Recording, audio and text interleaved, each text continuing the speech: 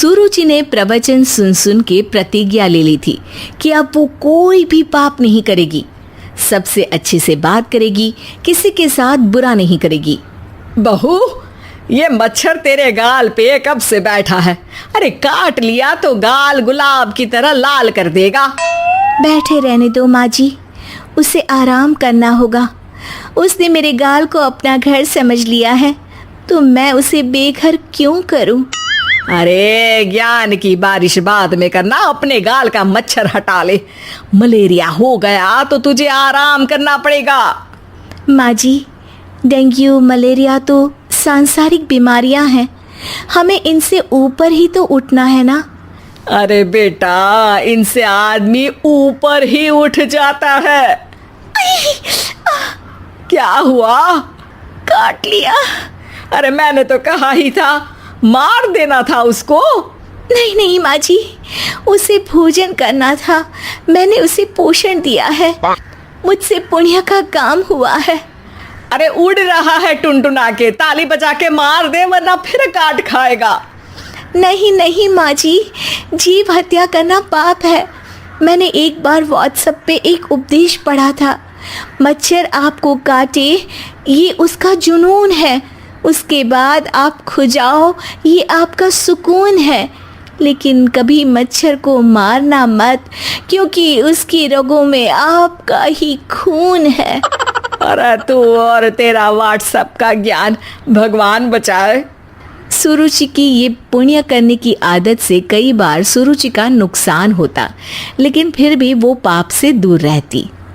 सुरुचि, मेरे सर में जुएं हो गई है, निकाल दोगी? कोई आपको अपने घर से निकाले, आपको अच्छा लगेगा क्या? अरे लेकिन परेशान करती हैं जुएं, दिन भर सर खुजाता रहता हूँ। देखो, इसी बहाने तुम्हारे सर की चंपी हो जाती है। तुम्हें तो जुओं को थैंक यू कहना चाहिए। तभी बाहर से ससुर जी की आवाज आती है। बहू, बहू। अभी आई बाबूजी।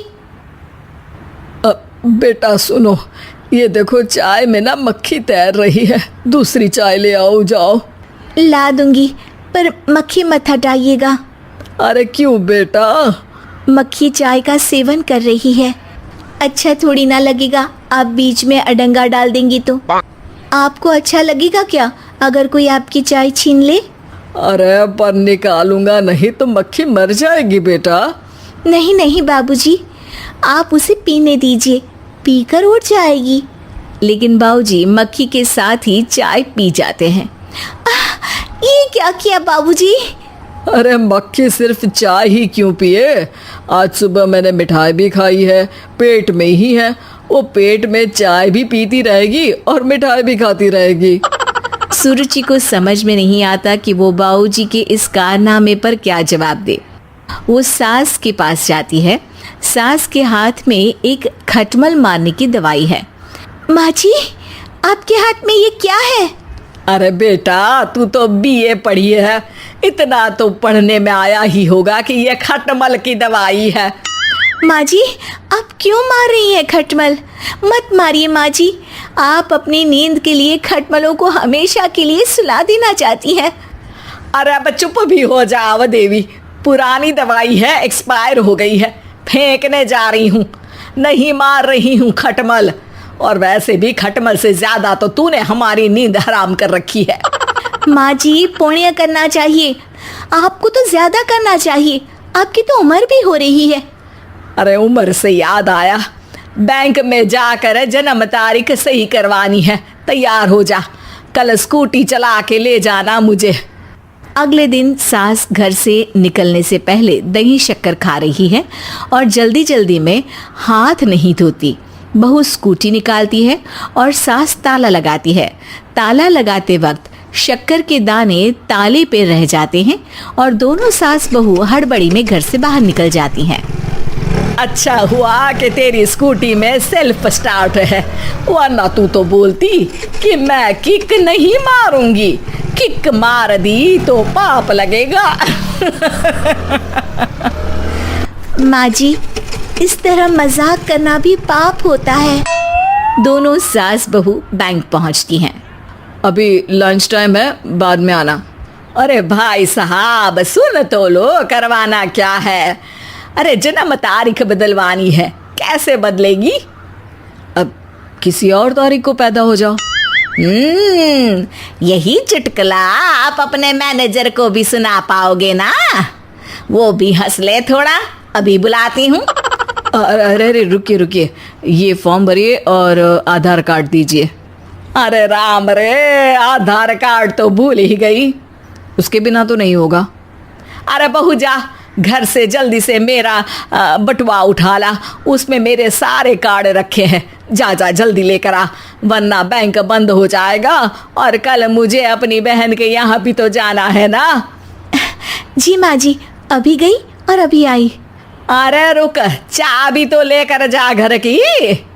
बहू जल्दी से घर पहुंचती है, लेकिन घर पहुंचते ही देखती है कि ताले पे बहुत सारी चींटियां हैं, जो माँ के ताला लगाते वक्त हाथ से ताले पे शक्कर छूट जाने के कारण आ गई थी। चींटियां हट जाओ, मुझे आधार कार्ड निकालना है। बहू चींटियों को हटाती नहीं है, उनसे मिन्नतें करने लगती है। सुनो, हट जाओगी तो और भी शक्कर के दाने खिलाऊंगी। अभी सास का काम बहुत ज़रूरी है, मेरी बात सुन लो, मान लो। मैंने तुमको हटाया तो पाप हो जाएगा। चींटियाँ कैसे सुरुचि की बातें सुनती जब घर में ही उसकी कोई नहीं सुनता था। शाम हो जाती है पर चींटियाँ हटती नहीं है। तभी सास वहाँ ऑटो से आ जाती है। अरे कहाँ रह गई तू? बैंक भी बंद हो गया। माँ जी, ताले पे चींटी। सास पूरा माजरा समझ जाती है और बहू से कहती है, एक बात बता, सोच के देख, अगर मुझे खून की बोतल चढ़ानी पड़ी और उस पर चींटी बैठी हो, तो बोतल से चींटियों को हटा के मुझे बचाएगी या चींटियों को वहीं बैठा रहने देगी? माँ जी, ऐसा होगा ही नहीं। अरे चींटियों को तो मीठा पसंद होता है, खून की बोतल पे तो मच्छर आएगा, क्योंकि खून तो मच्छर पीता है। सास सर पकड़कर बैठ जाती है और रोने लगती है। तभी ससुर जी और सुरुचि का पति भी वहां आ जाता है। अरे रो क्यों रही हो? रहने दो जी, तुमको बताया तो तुम भी रोने लगोगी अपनी किस्मत पर। अगले दिन सास अपनी बड़ी बहन के यहाँ चली जाती है। पति अपना काम कर रहा होता है और सुरुचि उसके पास जाकर कहती है, ये जुए ख़त्म करने की दवाई है, मैं मालिश कर देती हूँ। अरे लेकिन तुमको पाप नहीं लगेगा? अपनों की खुशी के लिए अगर छोटे मोटे पाप करने पड़े तो वो पाप अच्छे हैं जी।